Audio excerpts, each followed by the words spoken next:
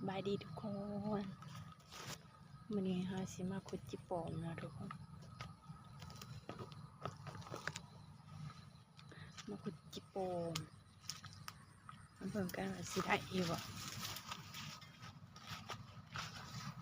มาไปเดียวนะทุกคน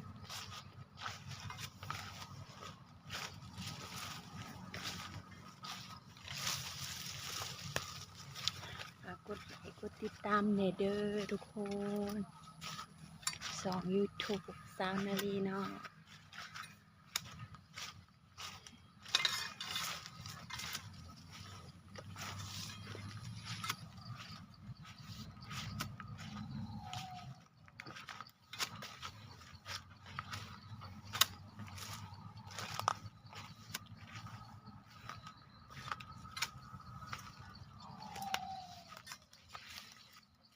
นี่เจอแล้ว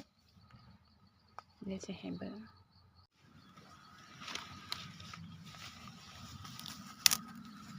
นี่กล้วยจิโปมเนาะ